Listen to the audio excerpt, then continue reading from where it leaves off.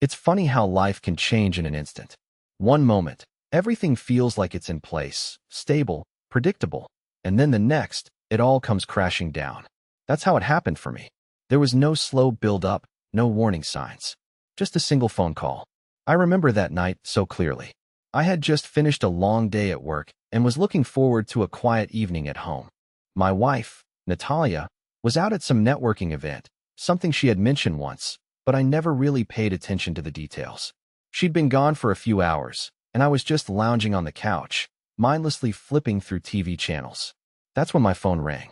The number wasn't saved in my contacts, but something about it felt urgent. Maybe it was the 1:30 a.m. timestamp or the fact that I had a strange feeling in my gut. Against my better judgment, I answered. "Hello?" I said, my voice hoarse from the silence of the night. "Is this Chris?" The voice on the other end was low, almost hushed. I could hear faint static, like the person was trying to stay out of earshot.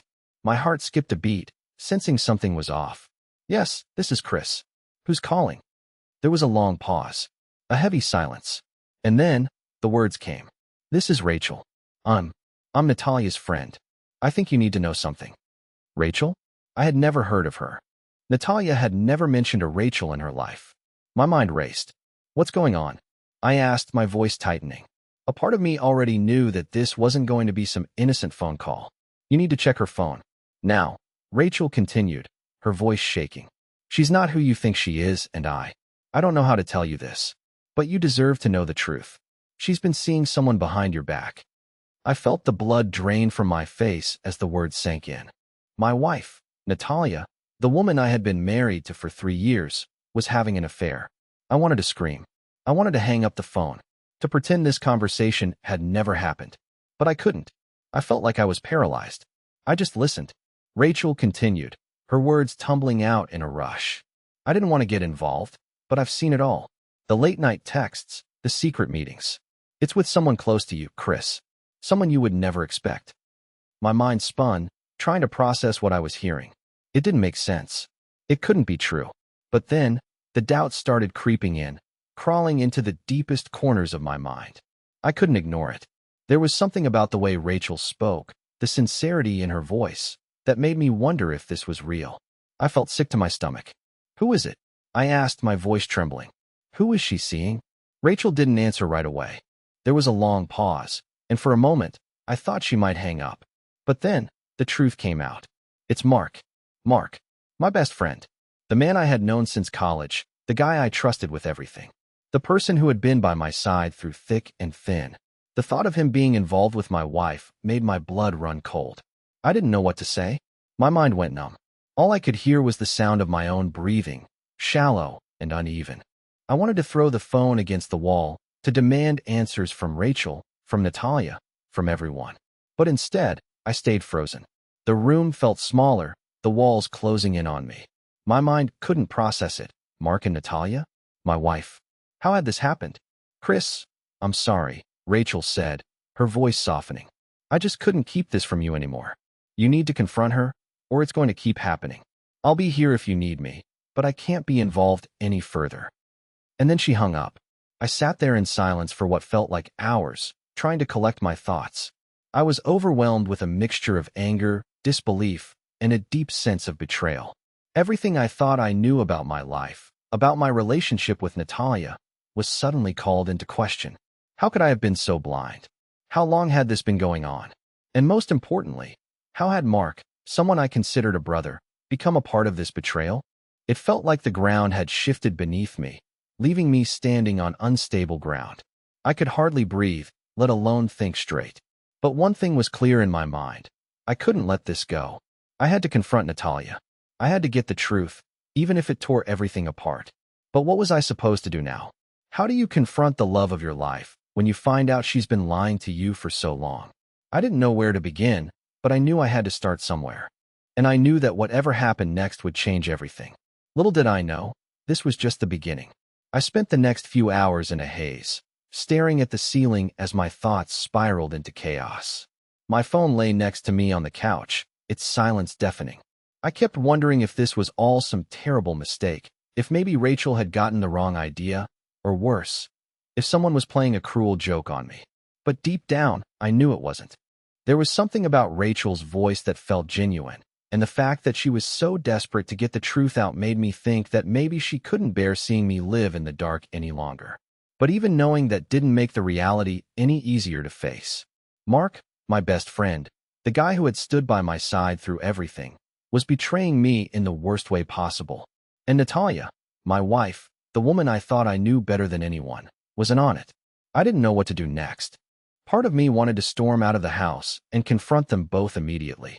But the other part of me, the part that was still in shock, told me I needed to think, to gather my thoughts before making any decisions. I knew one thing for sure. I couldn't just let this go without answers. At around 3 a.m., I finally got up. I was running on pure adrenaline now, my mind too clouded with rage and betrayal to even feel tired. I grabbed my keys and headed to Mark's place. I didn't know if he'd be awake or not, but I had to see him. I had to hear it from him. I had to confront him face to face. When I arrived at his apartment, I hesitated for a moment, my hand resting on the doorknob. What was I going to say? How could I even begin to process what had happened? But before I could second-guess myself, I knocked. Hard. It felt like an eternity before the door finally cracked open, and Mark's tired face appeared in the doorway. His eyes widened when he saw me standing there, my fists clenched, my face burning with a mix of anger and confusion. "Chris," he said, his voice thick with sleep. "What are you doing here?" I didn't waste time with pleasantries. "I know, Mark," I said, my voice trembling with barely contained rage. "I know about you and Natalia." Mark's face shifted instantly. His eyes went from confused to defensive in an instant, and I could see the wheels turning in his mind as he tried to figure out how to respond. But there was no excuse. Not this time. "Listen, man, it's not what you think," he started, but I cut him off. "No, don't give me that bullshit. Rachel called me. She told me everything." He sighed, rubbing a hand through his hair, clearly caught off guard by my knowledge. For a moment, he said nothing, staring at the floor as if he couldn't bring himself to meet my eyes. Finally, he muttered, "Chris, I never meant for it to go this far. Too late for that now, don't you think?" I shot back, my anger flaring again. "How long, Mark? How long has this been going on?" He looked up at me, guilt written all over his face. "It wasn't planned. It just happened. I didn't mean to hurt you." "Didn't mean to hurt me?" I scoffed. "You've been sleeping with my wife behind my back, and you didn't mean to hurt me? You've got to be kidding me." Mark's face twisted in frustration, but he didn't argue. Instead, he just ran a hand over his face and let out a deep breath. "I'm sorry, Chris. I never wanted this to happen, but it did. And now, I can't take it back. I don't know how to fix this." I stood there, staring at him, my mind a whirlwind of emotions. This wasn't the Mark I knew. The Mark I knew would never have done something like this. But somewhere along the way, he had crossed a line, and now everything was shattered. I wasn't sure what I expected from him. Some kind of apology, maybe. Some sort of explanation that would make sense of all this. But nothing he said was going to undo the damage. I turned on my heel and walked away from him without saying another word. I didn't need to hear any more excuses. I had my answers.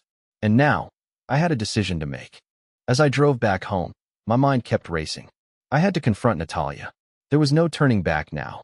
The question was, how would I approach it? What would I say to her? What would I even ask her? I had no idea, but I knew one thing. This wasn't just about getting the truth. It was about finding out who my wife really was. As I pulled into the driveway, the weight of it all hit me like a ton of bricks. My heart pounded in my chest, and my hands trembled as I gripped the steering wheel. I couldn't avoid this any longer. The betrayal, the lies, it all had to come to light. And I was the one who had to do it. I walked inside the house slowly, my footsteps heavy as I approached the living room. The door to the bedroom was closed.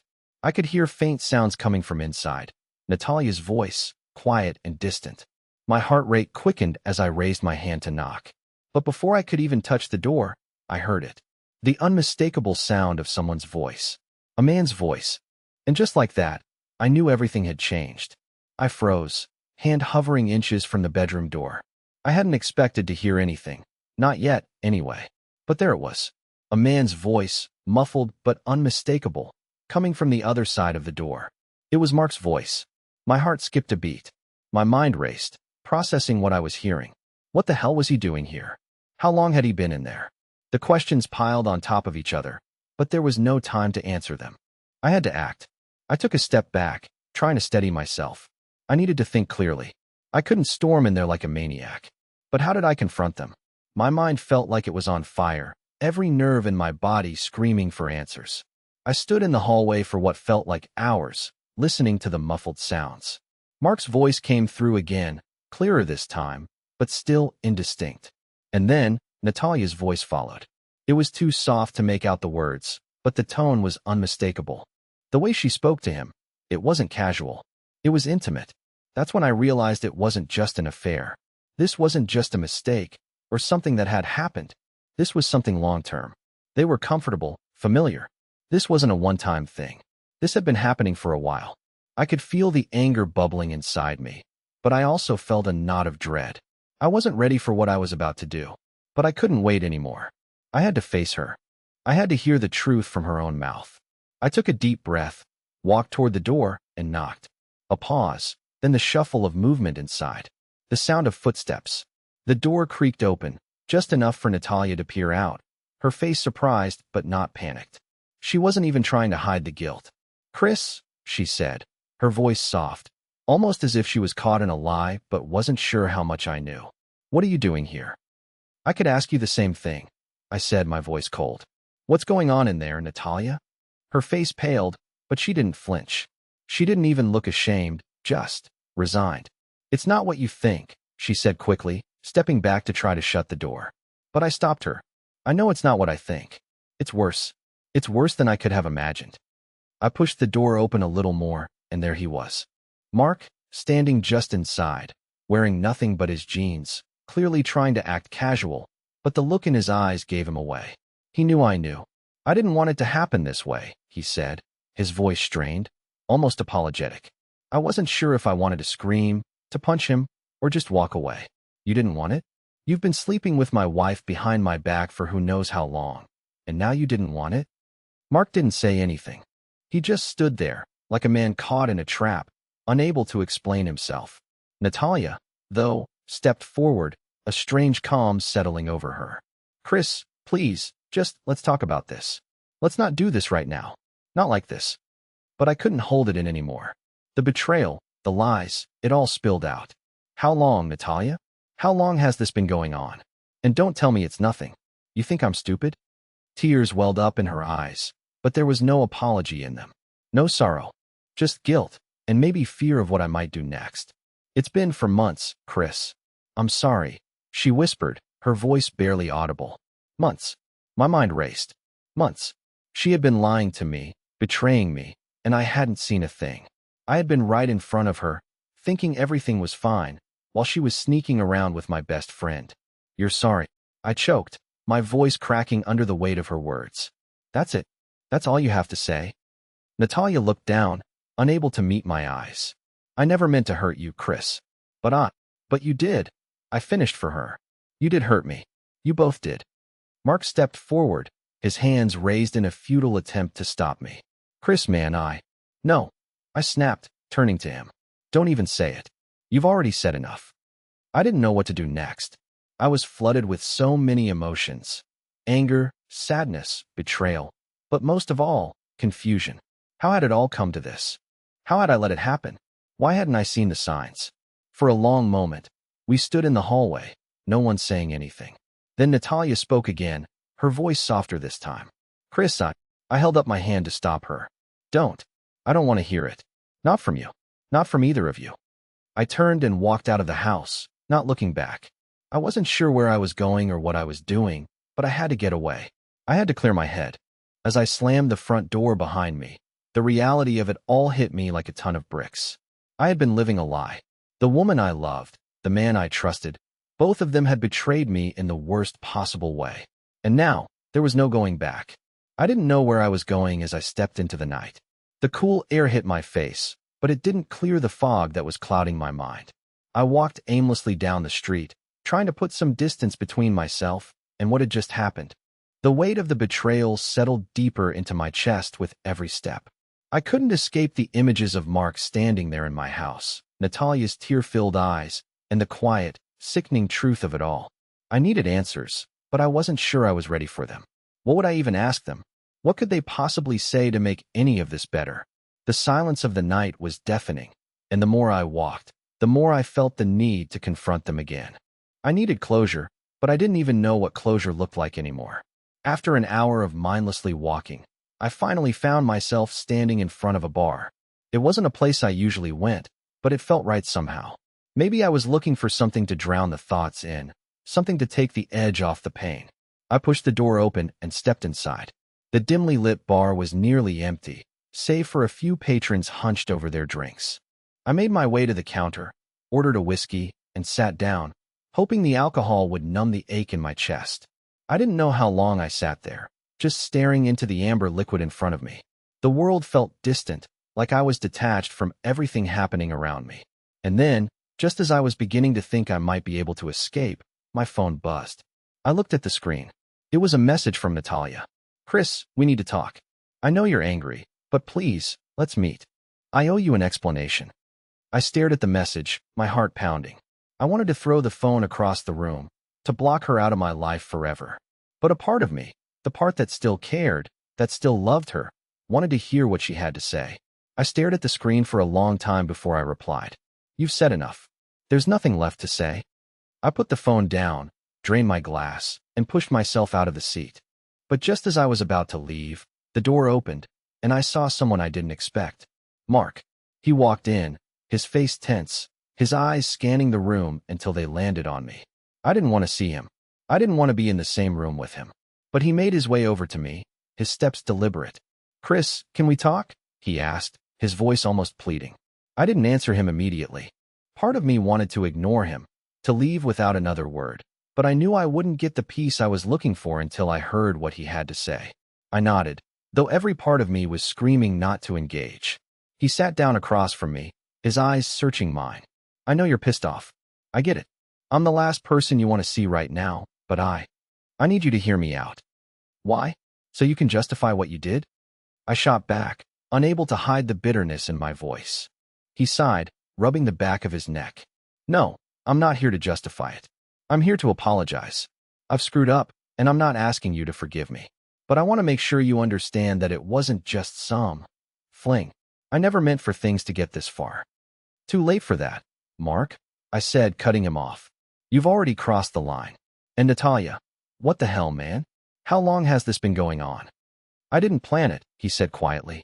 "It just happened. One thing led to another, and I wasn't thinking straight." I shook my head, disbelief still washing over me. "You are my best friend. You think I'm supposed to buy that?" "I don't expect you to forgive me," he said again, his voice quieter this time. "I just wanted you to know that I regret it. I never wanted to hurt you, and I don't know what I can do to fix it, but I'm willing to do whatever it takes." I looked at him for a long moment, trying to find the right words, but nothing seemed to make sense. I was exhausted. I was angry. But most of all, I felt betrayed by someone I had trusted with my life. "I don't know what to say to you, Mark," I finally replied, my voice low. "You've destroyed everything, and I can't even begin to process it." Mark sat back, his face grim. "I know. I just wanted you to hear me out. You deserve the truth." The truth. I didn't know if I could handle any more of it. But one thing was certain. I wasn't going to get the closure I needed until I had all the facts, no matter how much it hurt. The next morning, I woke up with a pounding headache. I had fallen asleep at the bar after Mark had left, and the blurry haze of alcohol hadn't made things easier to digest. My phone was buzzing again. This time, it was a message from Natalia. "Please, Chris. I'm begging you. Let me explain." I stared at the message for a long time, my heart still heavy with the weight of everything that had happened. Could I even face her? Did I want to? Could I ever look at her the same way again? I didn't know what I was going to do, but one thing was clear. I had to make a choice. And this time, I couldn't run from the truth any longer. The phone kept buzzing. I tossed it on the nightstand, not wanting to look at it, but knowing I'd have to eventually. The message from Natalia was still there, blinking at me with its quiet urgency. I had spent the night wrestling with my thoughts, turning them over and over in my mind. How could this have happened? Why hadn't I seen the signs? The betrayal had come out of nowhere, hitting me harder than I ever could have imagined. I had trusted Mark, I had trusted her, and they both had destroyed that trust without a second thought. But I couldn't avoid this forever. I couldn't hide from the mess they had made of my life. I had to face it. I had to face her. I sent a quick reply, my fingers trembling slightly as I typed, "I'll meet you. But this ends today." The response was almost immediate. "I understand. Thank you." I didn't want to thank her. I didn't want to be civil or polite. But I had no choice. This was happening, whether I was ready or not. The agreed-upon place was a small cafe downtown, one we used to frequent when things were simpler. It felt like a lifetime ago. When I walked inside, my eyes immediately found her sitting by the window. She was already there, waiting, her hands folded on the table in front of her, looking like she'd been waiting for this moment for far longer than I had. She looked up when I approached, and for the first time in days, I saw the guilt in her eyes, raw, unfiltered, and almost suffocating. It wasn't just guilt, it was fear, a fear I didn't recognize in her at all. I sat down across from her without saying a word. I didn't need to. The tension between us was thick, like the air before a storm. "I'm sorry, Chris," she started, her voice barely above a whisper. "I never wanted to hurt you." I couldn't look at her. Not yet. I couldn't listen to the words I had heard 1,000 times from other people in similar situations. The cliches. The apologies that meant nothing when everything was already broken. "You never wanted to hurt me?" I finally said, my voice low but laced with disbelief. "Is that what you're going with?" She closed her eyes for a moment, as if trying to find the right words. "I don't know how it happened, but it did. And I hate myself for it. But I can't take it back, Chris." The words hung in the air, but I didn't know how to respond. I didn't want her apologies. I didn't need her regrets. What I needed was the truth, the full truth, not the half-hearted explanations she was offering. "Tell me everything," I said, my voice harder now. "How long has it been going on?" Her eyes filled with tears as she looked down at her hands. "It's been 6 months, Chris. 6 months since it started." 6 months. My mind reeled. 6 months of lies, of betrayal. I had been living in the dark, thinking everything was fine. The life we built, the trust we shared, it was all a lie. "You've been seeing him behind my back for 6 months?" I asked, my voice trembling with a mix of rage and disbelief. "I didn't mean for it to happen," she said again, her voice breaking. "It started with just one conversation. I was lonely, and Mark was there. I didn't want to feel like this, but I couldn't help it." I was numb. The words were sinking in, but they didn't make sense. I had been married to this woman for years, and she was telling me she was lonely? This was the woman I trusted, the woman who had promised to stand by my side through everything. "Do you love him?" I asked, the question slipping out before I could stop it. She didn't answer right away. When she finally looked up at me, her eyes were filled with shame. I don't know. I don't know what to call it. But I care about him, Chris. And I'm sorry. I'm so sorry for everything." Her words felt like a slap in the face. How could I even process this? How could I come to terms with the fact that everything I had believed in had been shattered by the two people I trusted most? I stood up abruptly, pushing my chair back with a force that made the room spin. "I can't do this anymore, Natalia. I can't sit here and listen to your excuses." I turned to walk out, but before I reached the door, she called out, her voice desperate. "Chris, please, don't leave. Don't walk away from me." I stopped but didn't turn around. "You made your choice," I said, my voice thick with emotion. "And now, so have I." With that, I walked out of the cafe, leaving everything behind. The life I had known, the woman I thought I could trust. It was all gone, and I wasn't sure if I could ever get it back. I didn't want to leave. Not like this. But as soon as I stepped out of that cafe, I felt the weight of it hit me like a freight train. My chest was tight, my mind racing, and I couldn't shake the image of her face, her tear-streaked face, begging me to stay. But I couldn't. I couldn't be that guy anymore. The one who ignored the signs. The one who let the lies build up until they were too heavy to carry. I needed space. I needed to breathe. I didn't go home. Instead, I drove, aimlessly, no destination in mind. The streets blurred as I sped through them, not caring about anything except getting away from it all. The city felt suffocating, like the walls were closing in on me. Somewhere in the chaos of my thoughts, I ended up at the beach. I parked the car, staring out at the dark water, the waves crashing against the shore. I felt nothing. Not anger, not sadness, just numbness. The kind of numbness that settles deep in your bones, making it impossible to feel anything at all. I sat there for hours, staring at the horizon, until the first light of dawn began to break through the darkness. It was then that I realized I couldn't stay lost forever. I had to face it. Face the truth, face her, face the mess I'd allowed myself to become entangled in. My phone buzzed again. I glanced down at the screen. Another message from Natalia. "I'm sorry, Chris. Please understand, I never meant for any of this to happen. I don't know what to do without you." I didn't reply. What was there to say? What could she say that would change anything? The reality was, everything had changed. Nothing was the same anymore. As I sat in the car, the waves crashing in front of me, I felt a deep sense of finality wash over me. I wasn't sure where I was going from here, but I knew I couldn't go back. Not to her. Not to Mark. They had crossed a line, and I couldn't unsee what I had learned. But even knowing that, the thought of walking away felt impossible. It felt like cutting a piece of myself off, a part one didn't know how to live without. It wasn't just the betrayal. It was the life we had built together, the dreams, the plans for the future. How could I just walk away from all of that? I had to make a decision. I couldn't keep running. I started the car and drove back to the city, each mile feeling heavier than the last. The decision weighed on me like a burden, one that I couldn't ignore much longer. The moment I walked through the door, I knew things would never be the same. Natalia was sitting on the couch, her face a mix of exhaustion and regret. She didn't look surprised to see me. She knew what was coming. "I've been thinking," I started, my voice rough. "And I can't do this anymore.